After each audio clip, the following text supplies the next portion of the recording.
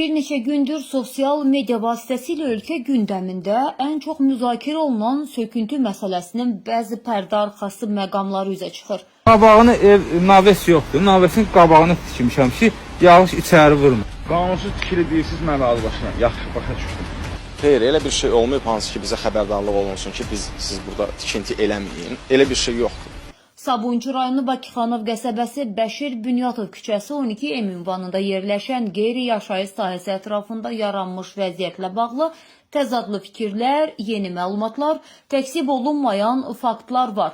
Əldə etdiyimiz məlumata görə sözgedən ərazi daşınmaz əmlakın dövlət reyestri xidməti tərəfindən verilmiş 26 sentyabr 2019-cu il tarixli çıxarışa əsasən Fərid Eldaroğlu Quliyevin xüsusi mülkiyyətindədir. Qardaşlar isə ərazinin kimə aid olduğunu bilmədikləri halda özləri demiş əşyalarını yavaş-yavaş əraziyə daşıyıb yaşamağa başlayıblar.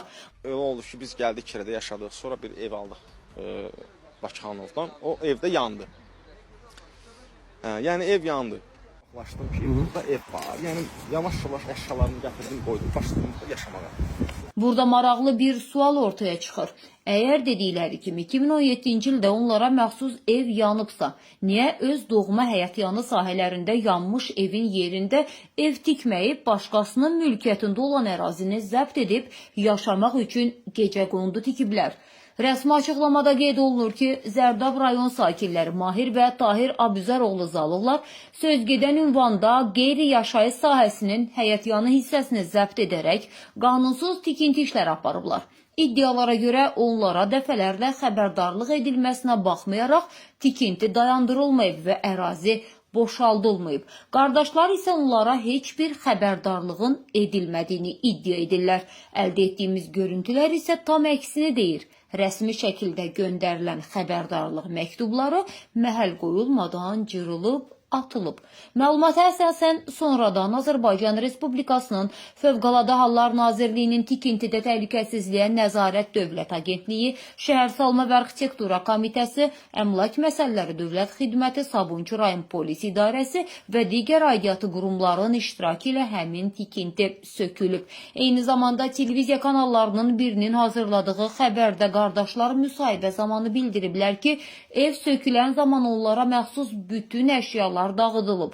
Lakin evin öncəki və sonraki halı da bu fikirdə təzadın olduğunu göstərir. Həmçinin bildirilib ki, söküntü aparılan zaman tikili daxilində istifadəyə yararsız bir çarpayı və 2 kreslodan başqa əşya tapılmayıb. Məlumdur ki, normal yaşayış üçün ev dediyimiz məkanda sanitar qovşaq, mətbəxt, ən əsası qaz, su olmalıdır.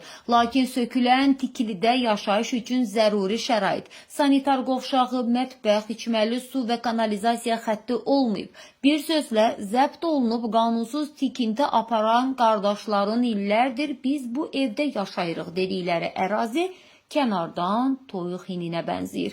Yayımlanan kadrlara diqqətlə baxanda aydın görünür ki, tikiliyə yeni artırılan hissə necə deyərlər tez bazar tikilib. Çünki əllə sökülən bir evin keyfiyyəti də göz önündədir. Araşdırmamız zamanı maraqlı bir fakt da ortaya çıxdı. Məlum oldu ki, hər iki qardaş vaxtı ilə həbs həyatı yaşayıb. Belə ki, Tahir Zalov 332.2.3-cü maddə ilə 1 il, Mahir Zalov isə 126.1 maddəsi ilə 3 il azadlıqdan məhrum olunublar.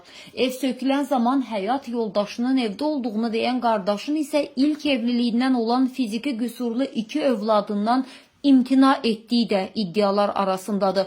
Hadisədən 3 gün öncə isə Sumqayıt sakini olan 45-50 yaşlarında bir qadınla ailə quran qardaşın xanımı da söküntü aparılan gün mənim bu evdə heç bir əşyam yoxdur deyib, sadəcə gödəkçəsini götürüb ərazini tərk etdiyi qeyd olunur. Azərbaycan xalqı, milləti, cəmaatı çox humanist, ürək yumuşaq və duyğusal xarakterə malikdir. Kimlərsə də bu xüsusiyyətlərdən özünə sərf edərcəsinə istifadə etməyi bacarır və ortaya anlaşılmaz bir durum çıxır. Lakin elin gözü tərəzidir deyib ölkənin qanununa da inanmaq lazımdır. Çünki qanun şəxsi mənafelərdən çox üstündür. Mövzu diqqətimizdədir.